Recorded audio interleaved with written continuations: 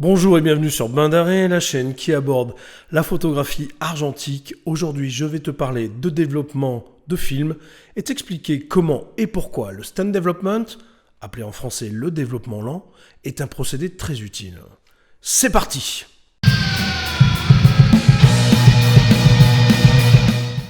Si le stand development est un procédé pas très utilisé dans le développement de films argentiques, c'est tout simplement parce qu'on y obtient des résultats parfois décevants. Bon ok, mais alors pourquoi faire du stand development? Pour plusieurs raisons. Par exemple, tu as un film qui n'est pas référencé sur l'application The Massive Dev Chart. Cette application permet, via un menu déroulant, de choisir le film que tu viens d'exposer et te propose différents révélateurs qui seront associés au développement de ton film. Avec le stand development, tu vas pouvoir développer la plupart de tes films noirs et blancs. Le temps de révélation étant très long, cela va avoir pour effet de développer plus en profondeur les hautes, mais aussi les basses lumières de ton film. Cela va également augmenter la cuitance et le grain. Mais tu vas perdre énormément en contraste. Ce n'est pas très grave, tout est récupérable en post-production. Le stand development est une méthode que l'on peut qualifier de douce, tout simplement parce que tu vas très peu agiter la cuve, contrairement à un développement plus classique. Ton film va en quelque sorte mijoter dans le révélateur durant 1 heure ou plus. Ce processus est très souvent utilisé pour développer des films périmés depuis de très longues dates. Pour ce test, j'ai utilisé une HP5+ de chez Ilford en 400 ISO format 120 que j'ai développé durant 1h20. Attention toutefois, tous les révélateurs ne sont pas adaptés pour ce procédé. Le Rodinal de chez Adox est un excellent révélateur pour ce type de process. Il demandera une dilution à 1+99, soit 5 ml de Rodinal pour 495 ml d'eau déminéralisée. L'eau déminéralisée est conseillée pour le développement, tout simplement parce qu'elle n'est pas chargée en calcaire, contrairement à l'eau courante. Une eau calcaire pourrait laisser des traces sur ton film. La température de tous tes bains devra être de 20 degrés durant tout le processus. Je vais t'expliquer dans les grandes lignes comment j'ai procédé. Évidemment, la première étape, c'est la mise en spire de ton film. Je ne reviendrai pas dans cette vidéo sur le sujet. Je t'invite à aller sur ma chaîne et consulter la vidéo dédiée à la mise en spire.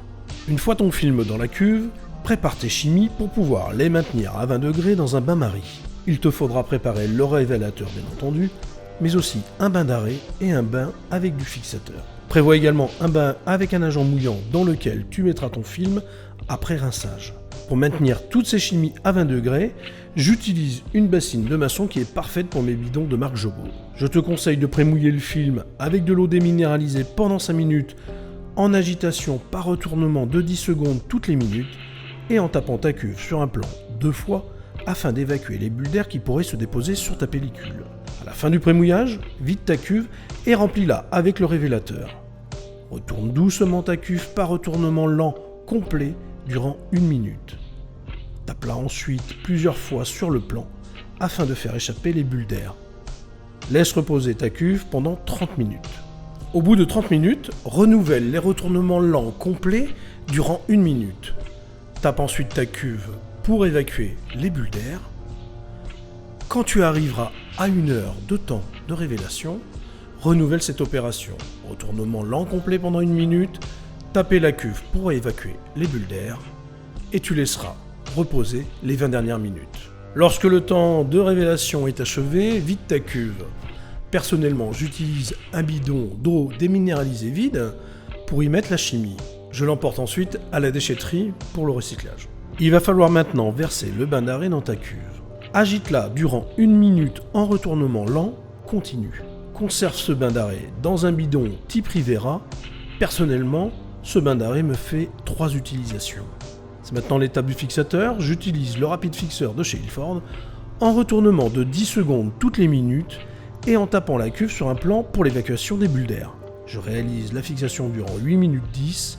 Comme pour le bain d'arrêt, je conserve le fixateur en bidon Rivera. Je rince le film selon la méthode Ilford avec l'eau du bain-marie. Bien entendu, je te laisserai une fiche technique dans la description pour que tu aies tout le processus. Je trempe ensuite 3 fois mon film dans un bain d'agent mouillant et je le laisse au repos pendant 1 minute. Je te laisse découvrir une dizaine d'images que j'ai réalisées en bord de mer par temps couvert.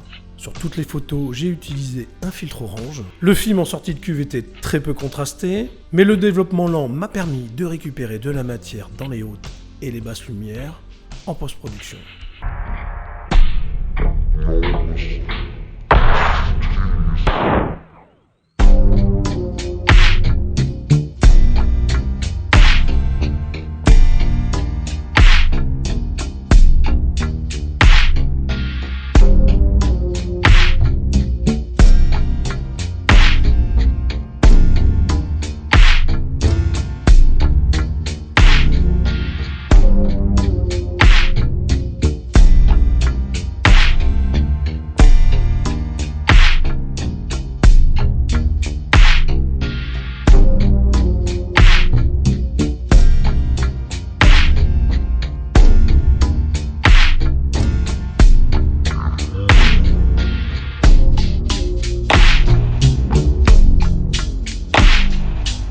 Cette vidéo est maintenant terminée, j'espère qu'elle t'aura plu. Si c'est le cas, n'hésite pas à la liker et à la partager.